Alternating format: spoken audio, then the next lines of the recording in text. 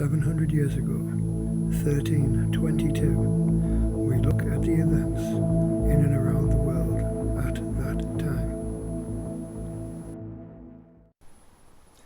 Good evening and welcome to Social History Sunday News Report.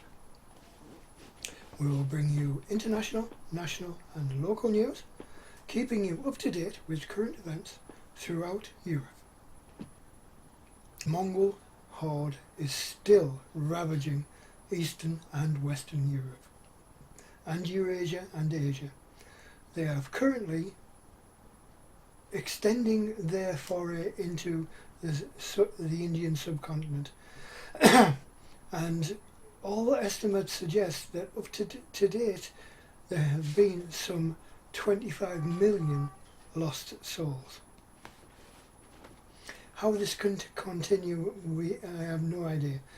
Something must be done about it, and hopefully God will extend his hand of justice and bring the Mongol horde to a standstill. Although if he doesn't, they could be in India by the end of the decade. Afghanistan has fallen, Pakistan has fallen, the Punjab is currently under attack and under threat. If something doesn't happen soon, how many millions more will die? We have no idea. In a related story, the Mongols, under the command of Uzbek Khan, have attacked the city of Sunak in Ukraine. Fighting is fierce and continues, but the Christian forces are fighting back and they are managing to hold Uzbek at bay. Our prayers and thoughts go to the forces defending the city, and with God's will they will be victorious. The Battle of Burbridge, as some of you may well be aware, was a short, hard-fought, bloody battle which hopefully has brought about the end of the baronial revolt against our good King Edward II of that name. Another battle, Edward led his forces against young Thomas, 2nd Earl of Lancaster, and whether through God's own grace, skill of arms, or just divine intervention, Thomas, probably through lack of experience, was soundly beaten by the king. As a result, at the end of the battle he was captured, and he's to be put on trial at Pontefract. In another related story, after the Battle of Burbridge, where young Thomas, only 20 years old, was captured by King Edward.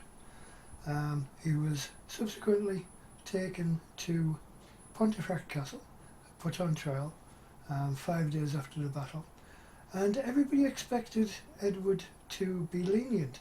After all, Thomas is his cousin.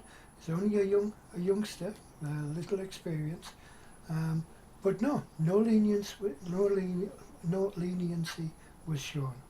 Edward has sentenced him to death, and the execution was followed out the next day. It was carried out the next day, where he was taken beyond the walls of Pontefract Castle and he was beheaded. May God have mercy on his soul. The noted Franciscan scholar and theologian Hugh of Newcastle unfortunately has died. It's reported that he died in his beloved city of Paris, where he was working and teaching and philosophizing, as was his wont, and we commend his soul to God. May he rest in peace. Our thoughts go out to his brother Franciscans, and may they seek solace in the restoration of his soul to heaven. Now, trade and industry on a local level. You will be happy to know that salt exports to Europe, to France, Germany, etc., is set to hit record levels this year, it's expected that we will export close to 100,000 tonnes of salt. Our salt industry is thriving, up and down the east coast especially. Our own little salt pan industry at Salthorpe, just a matter of 5 miles from here, is doing exceptionally well. They tell me they are expected to have a bumper crop this year of close to 2,400 tonnes. They've done extremely well. They've got 6 pans, and they are hoping next year to possibly extend that and maybe include an extra pan. They're in competition with Redcar across the other side of the Tees. Again, we wish them all the best. And on an even lighter note, John the cowherd of Billingham has managed to extend and renew his grazing rights for the coming year. This year has been a good year for John and his family.